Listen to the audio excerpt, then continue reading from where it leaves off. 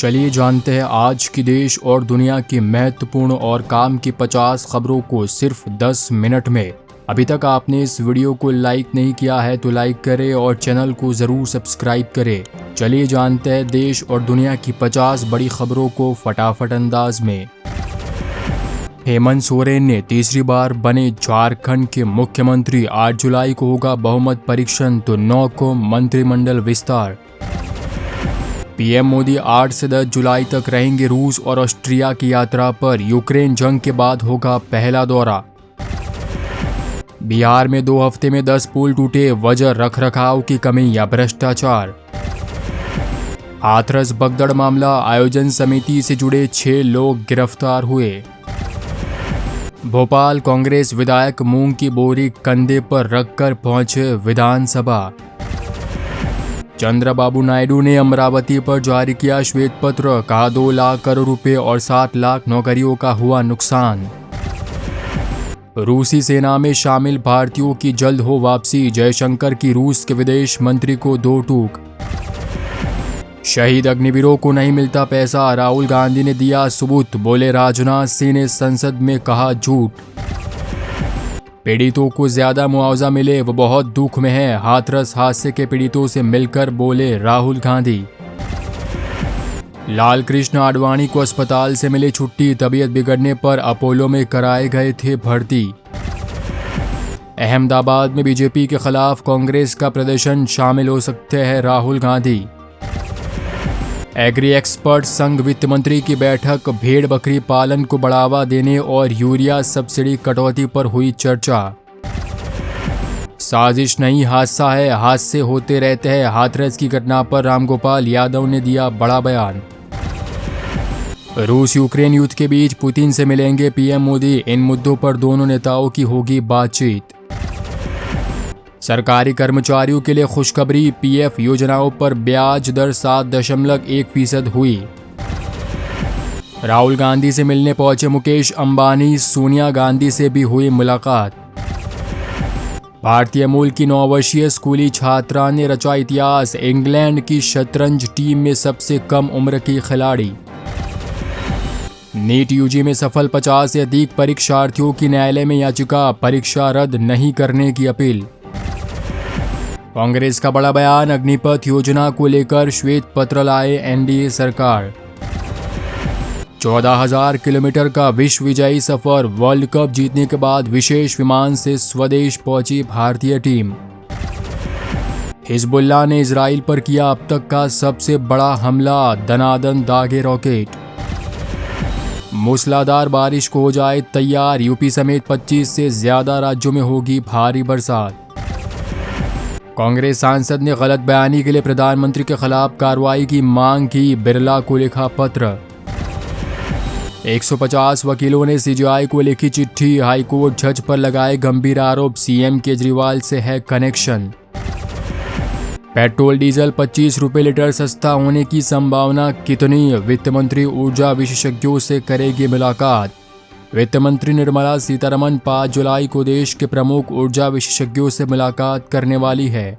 Budget पूर्व इस मुलाकात में वित्त मंत्री प्रमुख क्षेत्र के विशेषज्ञों से मिलकर क्षेत्र की समस्याओं को समझने और उसके अनुसार क्षेत्र को बढ़ावा देने के लिए प्रमुख उपायों पर चर्चा कर सकती है। हाल ही में इस तरह के समाचार मीडिया में सुर्खियों में बने रहे थे कि केंद्र सरकार पेट्रोल और डीजल को भी जीएसटी के दायरे में ला सकती है और इसके बाद पेट्रोल और डीजल के दामों में 20 से 25 रुपये प्रति लीटर की कमी आ सकती है। यदि ऐसा होता है तो उपभोक्ताओं के लिए बहुत बड़ी छूट होगी। इससे महंगाई से जूझ रहे लोगों को राहत मिलेगी और आवश्यक वस्तुओं की परिवहन लागत में भी कमी आएगी। यानी यदि पेट्रोल और डीजल के मूल्य में कमी आती है तो इसका व्यापक असर पड़ेगा और इसके कारण महंगाई दर को कंट्रोल करने में भी मदद मिलेगी। गाजीपुर पुलिस के साथ मुठभेड़ में 25,000 का इनामी बदमाश गिरफ्तार, गोली लगने के बाद अस्पताल में भर्ती।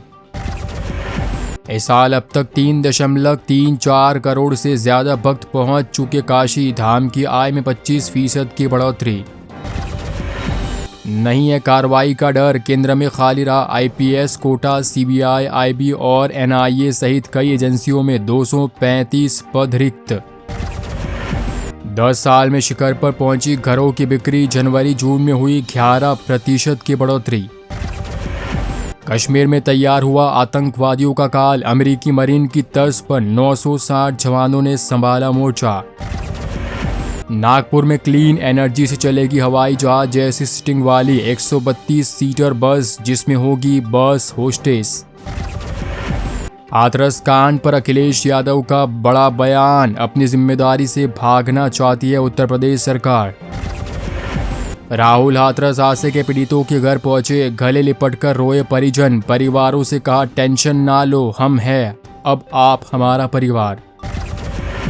उत्तर प्रदेश में मलिन बस्तियों का होगा कायाकल्प, योगी सरकार ने अयोध्या, देवरिया समेत कई जिलों में विकास कार्यों की दी अनुमति। दिल्ली शराब घोटाला, अरविंद केजरीवाल की न्यायिक हिरासत 12 जुलाई तक बढ़ी, दिल्ली हाईकोर्ट का खटखटाया दरवाजा। अरविंद केजरीवाल का टूटा सब्र, बोले मुझे प्रताड़ित किया जा रहा है, सीबीआई ने रिहा होने से रोका। 5 महीने पहले मुझे चुप कराने की कोशिश की गई, झारखंड के दोबारा सीएम बनने पर बोले हेमंत सोरेन। पहले ये विभाग तेजस्वी यादव के पास था, बिहार में गिरते पुल पर बोले नीतीश के मंत्री अशोक चौधरी। तेजस्वी यादव ने नीतीश कुमार पर निशाना साधते हुए कहा कि अब वे बिहार में मोदी के रथ को रोकेंगे। सरकार की गारंटी, पोस्ट ऑफिस की स्कीम से मिलेगा 80,000 रुपये का रिटर्न।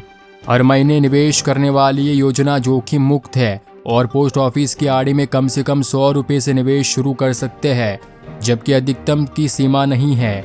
आरडी में नाबालिग के नाम पर भी अकाउंट खोला जा सकता है, हालांकि इसमें माता पिता को भी डॉक्यूमेंट के साथ अपना नाम देना आवश्यक है।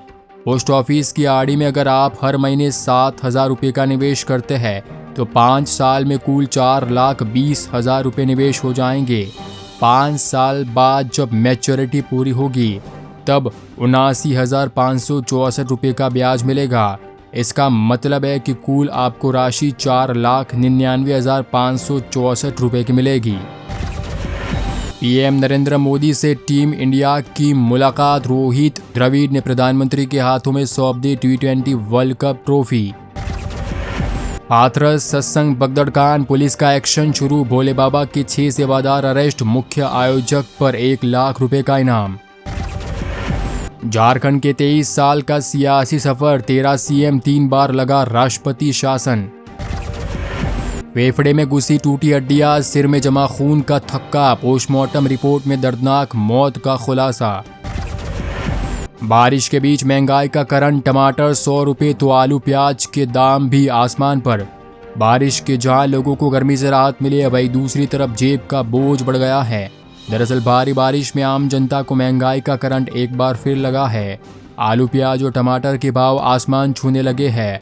खुदरा मार्केट में महंगाई की पीछ पर टमाटर शतक लगा चुका है।